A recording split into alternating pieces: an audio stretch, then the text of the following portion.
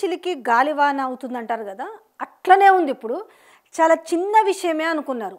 ఈ మధ్యకాలంలో మనకి ఇది మన గణేశుడి 11 రోజులు అనుకుందాం, ఈ గణేష్ నవరాత్రులు.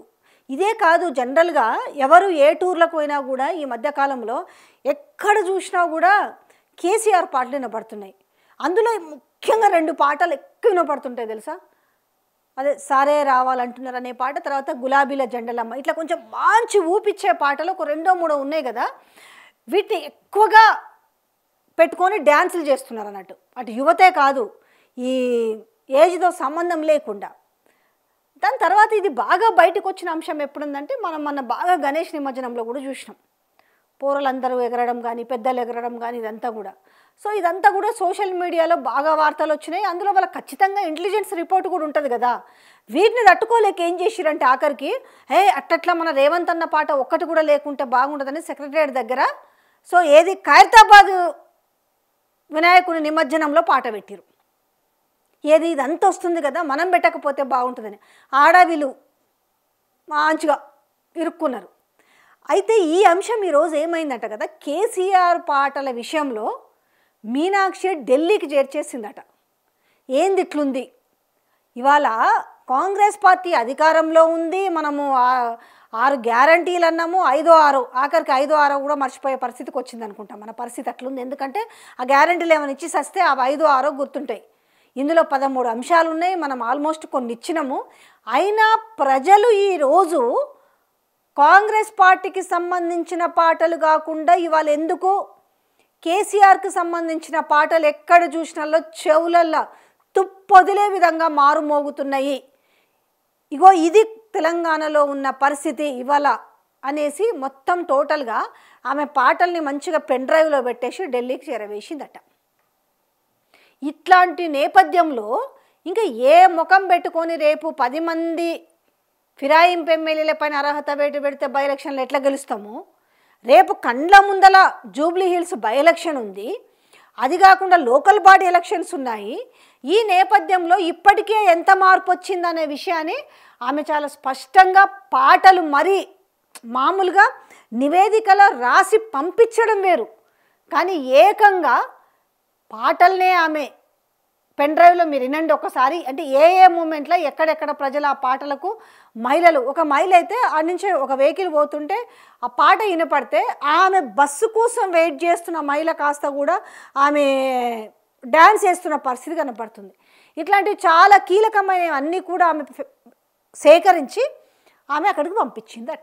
ఇక మామూలుగా లేదంటే ఇప్పుడు ఇంతన్నాడంతన్నాడే గంగరాజు ముంతమావిడి పప్పు అన్నాడు, ఏదో ఒక పాట ఉంటుంది కదా, అట్లా ఉందట ఇవాళ తెలంగాణలో పరిస్థితి అనేది. ఇవాళ మనం చెప్పడం కదా, వాళ్ళకు కూడా అర్థమైందంట ఎట్లా రేపు పరిస్థితి ఏంది అసలు. ఇవాళ పబ్లిక్ సమావేశాలలో మనం మీడియా ప్రెస్ మీట్లలో చాలా ఎగిరెగిరి పడి మనం ఎంత పెట్టినా కూడా కళ్ళ ముందు కనపడుతుంది కదా, యూరియా పరిస్థితి కనపడుతుంది. రేవంత్ రెడ్డి ఏమో ఇవాళ కేంద్ర మంత్రుల దగ్గరికి పోయేసేమో ఇవాళ యూరియా గురించి మాట్లాడకుండా రైతులు మీ సావండి అన్నట్టుగా ఉండి ఇవాళ ఆ 4th సిటీ కోసం ఏదో ఎక్స్ప్రెస్ హైవే కావాలని అర్జెంటుగా అమరావతి కానీ అది ఇవాళ తెలంగాణ రైతులు వద్దు, నాకు అమరావతి ముద్దన్న విధంగా బిహేవ్ చేస్తున్నాడు. సో ఇవాళ ప్రతి అంశంలో కూడా రేవంత్ రెడ్డి ఏ రకంగా ఫెయిల్ అయ్యింది అనేసి మీనాక్షి ఆ రిపోర్ట్లో భాగంగా ఆ ఫెయిల్ కారణమే ఈరోజు వాడవాడల పల్లెల ఇవాళ పట్టణాలలో కూడా ఇవాళ కేసీఆర్ పాటలే మారు మోగుతున్న పరిస్థితి కనిపిస్తుంది. ఇది జస్ట్ 20 నెలల కాలంలోనే.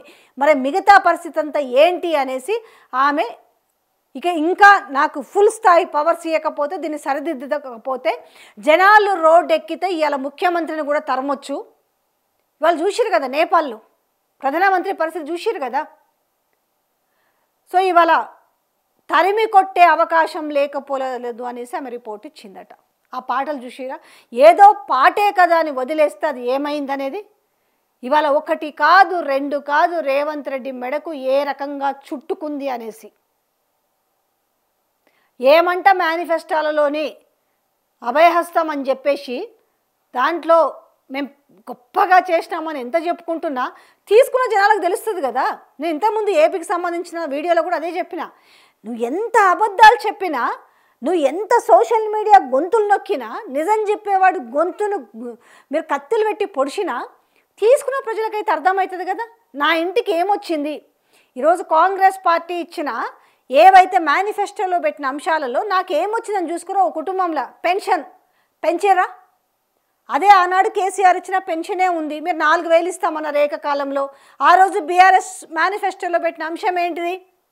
మేము దఫల వారీగా పెంచుతాము అని చెప్పారు, దశల వారీగా. సో జనాలు ఏమనుకున్నారు, ఒక్కసారిగా 4000 చేస్తామన్నారు కదా అనేసి ఓట్లేసిరు. కళ్యాణ్ లక్ష్మి కేసీఆర్ 1,00,000 ఇస్తున్నారు కదా, ఇంకా తులం బంగారం ఇస్తామన్నారు కదా, తులం బంగారం ఈరోజు ఎంత పిరమైందో తెలుసు. అరే తులం బంగారం మనకు వస్తుంది కదని అది నమ్మిరి. 18 ఏళ్ళు నిండిన ప్రతి మహిళకు, 60 ఏళ్ళలోపు ప్రతి మహిళకు 2,500 రూపాయలు ఇస్తామని చెప్పిరి, అది నమ్మిరి. ఇందులో చెప్పుకుంటూ పోతే చాంతాడంత లిస్ట్ ఉంది. గ్యాస్ బండలు 500 సబ్సిడీ ఇవన్నీ ఇటువంటివి చెప్పారు. అవి ఏవి కానప్పుడు ఏమనుకుంటారు ఇక జనాలు? అందుకే ఈరోజు గల్లీ గల్లీల వాడల పెళ్ళైనా బర్త్డే అయినా ఈ దేవుళ్ళకు సంబంధించిన ప్రోగ్రాంలు అయినా కూడా ఇలా ఆ పాటలు పెట్టుకొని ఉర్రూ తెలుగుతున్నారు జనం. అంటే పాటలు జాలేమనిపిస్తుందిగా, ఆ పాటలు జాలేమో మళ్ళీ రాజకీయాన్ని ఇట్లా తిప్పి బోర్ల పడేయడానికి అనిపిస్తుంది. ఇది కూడా ఇప్పుడు రేవంత్ రెడ్డి మేడకు ఉచ్చులాగా తయారైంది. ఆయన 3 రంగుల జెండా పాట ఆయనకే బోరు కొట్టే పరిస్థితి వచ్చింది. అంటే ఆయనకి అది ఆనాటి రోజులు తెస్తాడు అని ఉంది కదా, ఆ మీద చర్చ జరిగిందట. అసలు ఈ 3 రంగుల జెండా పాట ఇప్పుడు మనము మార్పు తెస్తాం, మనం ఆనాటి రోజులు తెస్తారన్నారు కదా. ఆనాటి రోజులు చాలా భయంకరంగా ఉన్నాయి. సో ఈరోజు మనకి 3 రంగుల జెండా ఎలక్షన్స్కి ఎంత పాజిటివిటీ తెచ్చిందో, ఈరోజు ఈ 3 రంగుల జెండానే ఈరోజు జనాలు తన్ని తగిలేసేటట్టున్నారు. ఆనాటి రోజులు అనే మాటని ఇప్పుడు తీసేయాలి అనేసి ఈరోజు మళ్ళీ దాని రీరైట్లో ఉన్నారట. కానీ జనాలు నమ్ముతారా? రేవంత్ అన్న వస్తాడు, ఆనాటి రోజులు తెస్తాడు, ఎగ్జాక్ట్లీగా తెచ్చిండు కదా. ఆ రోజులన్నీ కూడా ఈరోజు వెటకారం అయిపోయినాయి.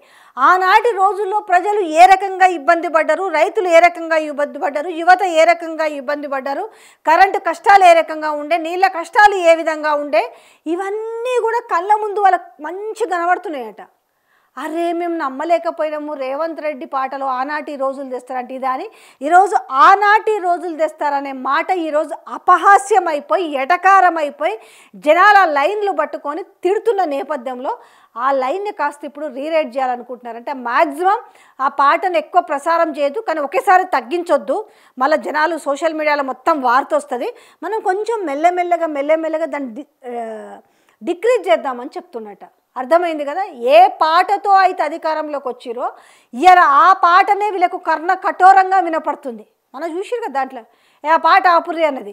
ఆ పాట ఏది? కేసీఆర్కి సంబంధించిన పాట కదా, ఆయన పాటనే, ఆయన పాటే ఆయనకి ఇప్పుడు అంటే అది ఉంటుంది కదా మనస్సాక్షి, ఆ మనస్సాక్షి ఇట్లా గుచ్చుతుంది అన్నట్టు. సో ఈరోజంతా కూడా మొత్తం ఇవాళ కేసీఆర్ పాటల మయమైపోయింది. అదేదో ఉంటుందబ్బా సినిమాలలో, బస్ ఎటు చూసిన వాడికి మనశ్శాంతి ఉండదు, ఏందో చేద్దామనుకుంటాడు కానీ ప్రతిది వచ్చి మిస్ఫైర్ వచ్చి తాకుతుంటుంది అన్నట్టు. అట్లా ఉంది ఇవాళ రేవంత్ రెడ్డి పరిస్థితి. ఏదైతే వదిలించుకోవాలనుకున్నాడో అంటే అది చిన్నదనుకున్నది కూడా ఇవాళ రాష్ట్రంలో కేసీఆర్ పాటలకు సంబంధించిన విషయంలో కేసీఆర్ పాటల మేనియా ఈరోజు ఢిల్లీకి చేరిన పరిస్థితి కనపడుతుంది. ఈ విషయంలో అసలు మీనాక్షి ఫైర్ అయిందట కేసీఆర్ పాటల పైన. ఎందుకు వస్తాయి? మీ పరిపాలన సకంగా ఉండి మీరు ప్రజలకు చెప్పాల్సిన మాటలు కానీ నిజాయితీగా చేయాల్సిన పనులు చేస్తే ఇవాళ తెలంగాణలో ఈ పరిస్థితి ఎందుకు వస్తుంది అని చెప్పేసి అందుకే ఏదో ఒక నిర్ణయం మేము డిసెంబర్లో తీసుకుంటామని చెప్తున్నట. ఈ డిసెంబర్లో నిర్ణయం ఉంటుందన్న నేపథ్యంలో మనోడు పదే కేంద్ర మంత్రులు కలవడం వెనుక కూడా ఇంత మతలబు ఉంది. ఈరోజు ఏ చిన్న విషయం కూడా ఈరోజు పెద్ద విషయమే కూర్చుంటుంది రేవంత్ రెడ్డికి. వాళ్ళ కేసీఆర్ ఆడ కూర్చున్నాడు, ఏమో చేస్తున్నాడు, ఆయన ఏమి చేయకపోయినా సరే మంచిగా తడగుడ్డేసి కూర్చున్నా ప్రజలు ఏ రకంగా ఆయనను తీసుకొచ్చి ఆయన నిత్యము ప్రజల్లో ఉండే విధంగా ఆయన మాటలు, ఆయన పాటలు, ఆయన చేసిన వాటిని అన్నిటి కూడా గుర్తు చేసుకుంటున్న నేపథ్యంలో ఇప్పుడు వీళ్ళకు వశపడతలేని నేపథ్యంలో ఇటు మీనాక్షి మళ్ళీ చక్రం తిప్పబోతున్నట్టు చూద్దాం.